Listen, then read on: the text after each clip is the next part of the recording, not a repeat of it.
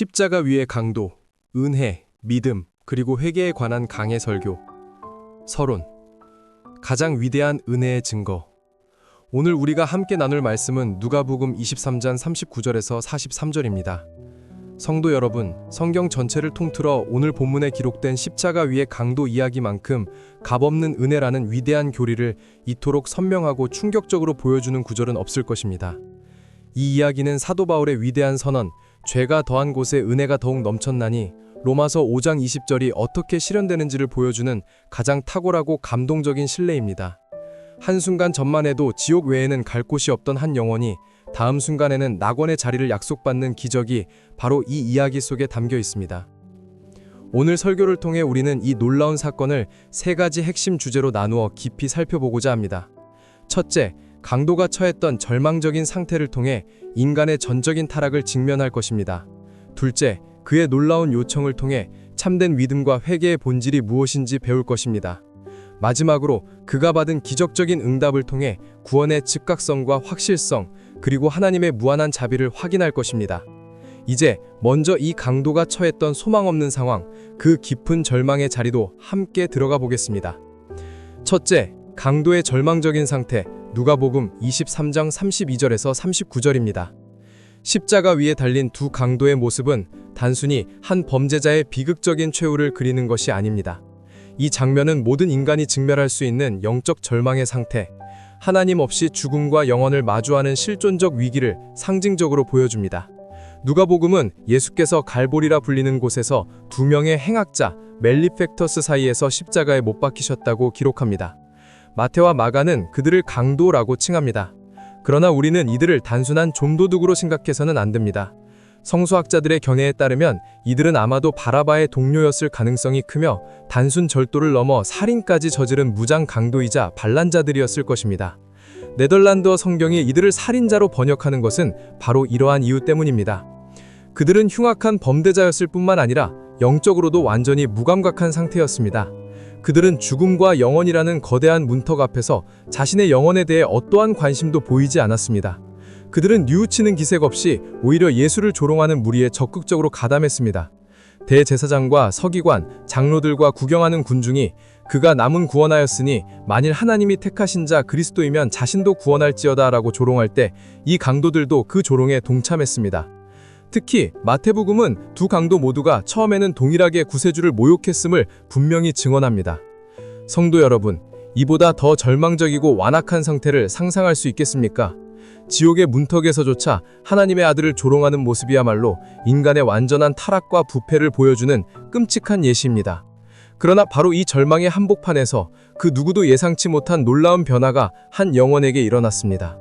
어떻게 이처럼 소망 없던 죄인의 마음속에서 위대한 믿음의 기도가 터져나올 수 있었을까요? 둘째, 강도의 놀라운 요청, 누가복음 23장 40절에서 42절입니다. 절망의 어둠이 가장 짙게 깔린 순간 한 강도에게 갑작스러운 영적 각성이 일어났습니다. 처음에는 같이 예수를 모욕했지만 그는 더 이상 그럴 수 없었습니다. 동료 강도가 네가 그리스도가 아니냐, 너와 우리를 구원하라 라고 비방하는 소리를 듣자 그는 동료를 꾸짖기 시작했습니다. 이 극적인 변화의 순간은 우리에게 참된 믿음과 회개의 본질이 무엇인지 가르쳐주는 위대한 교과서가 됩니다. 1. 하나님을 경외하는 믿음. 그는 동료에게 이렇게 말합니다. 네가 동일한 정죄를 받고서도 하나님을 두려워하지 아니하느냐? 참된 믿음의 첫 번째 열매는 바로 하나님을 경외하는 것입니다. 그는 죽음의 고통 속에서 비로소 자신의 죄와 하나님의 공의로운 심판을 깨달았고 그 앞에서 두려워할 줄 아는 마음을 갖게 되었던 것입니다. 2. 자신의 죄를 인정하는 회개. 그는 이어서 고백합니다. 우리가 행한 일에 상당한 보응을 받는 것이니 이에 당연하니와 이것이 진정한 회개입니다. 그는 자신의 죄를 변명하거나 원망하지 않고 자신이 받는 십자가형을 하나님의 공의로운 심판임을 전적으로 받아들였습니다. 3. 그리스도의 무죄를 증언하는 용기. 그는 예수님을 가리켜 선포합니다. 이 사람이 행한 것은 옳지 않은 것이 없느니라. 사내들인이 예수를 정죄하고 온 무리가 그를 조롱하는 상황 속에서 예수님의 무죄를 선포한 것은 엄청난 용기를 필요로 하는 믿음의 행위였습니다. 그는 온 세상의 적대감의 앞에서 홀로 그리스도를 변호하는 증인이 되었습니다. 4. 그리스도의 왕권을 인정하는 기도. 마침내 그는 예수님을 향해 그의 위대한 기도를 드립니다. 주여, 당신의 나라에 임하실 때에 나를 기억하소서.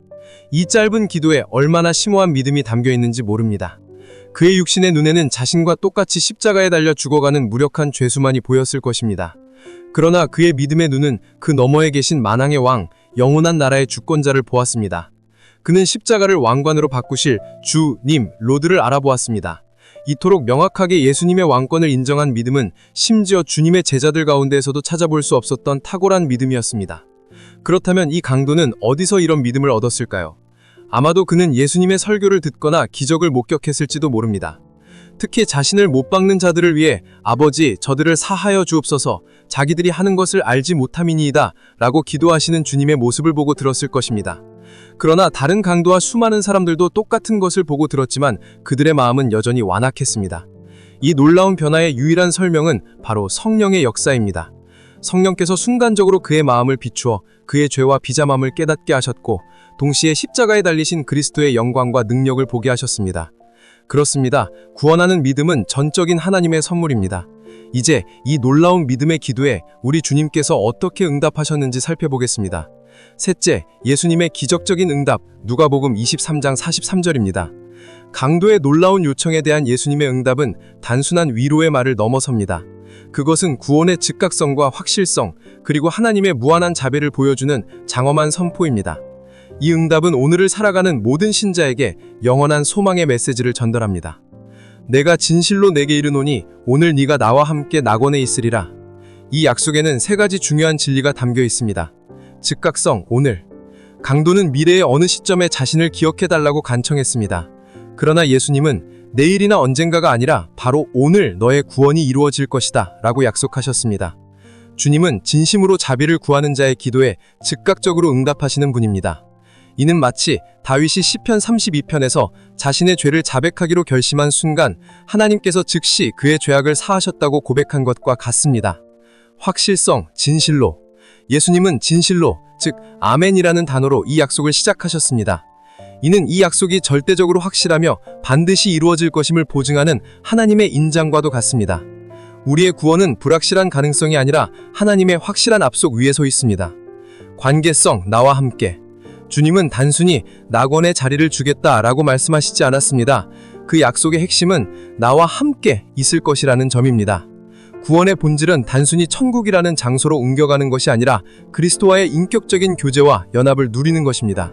강도는 그날 저녁 자신을 구원하신 주님과 얼굴을 마주하며 영원한 교제를 시작하게 되었을 것입니다. 혹자는 이 강도의 구원이 매우 특별하고 예외적인 경우라고 생각할지 모릅니다. 그러나 사랑하는 성도 여러분, 저는 단언합니다. 이 강도의 구원은 결코 예외가 아닙니다.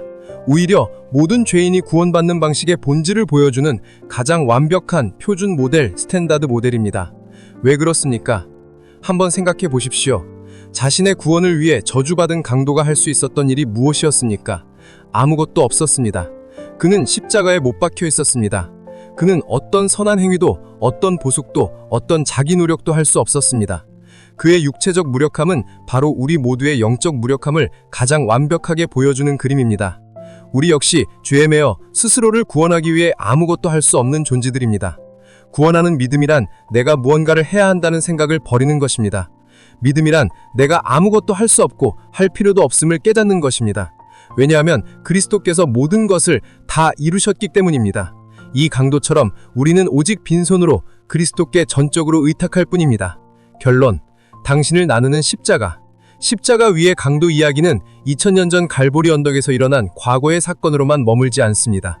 그것은 오늘 이 자리에 있는 우리 각자에게 던져지는 실존적인 질문입니다. 당신은 십자가 앞에서 어느 편에 서 있는가요?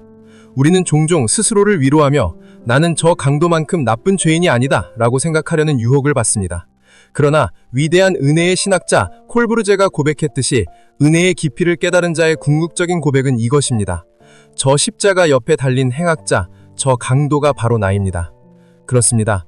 은혜를 아는 참된 표징은 저 강도를 동정의 대상으로 보는 것이 아니라 그를 겨울로 삼아 저 행악자가 바로 나입니다 라고 선언하는 것입니다. 그의 정죄가 바로 나의 정죄이며 그의 유일한 소망이 바로 나의 유일한 소망임을 인정하는 것입니다. 하나님의 거룩한 율법 앞에서 우리 모두는 마땅히 하나님의 공의로운 심판 아래 놓여야 할 존재들입니다. 십자가는 인류를 두 부류, 즉 믿는 자와 믿지 않는 자로 나누는 거대한 분기점입니다.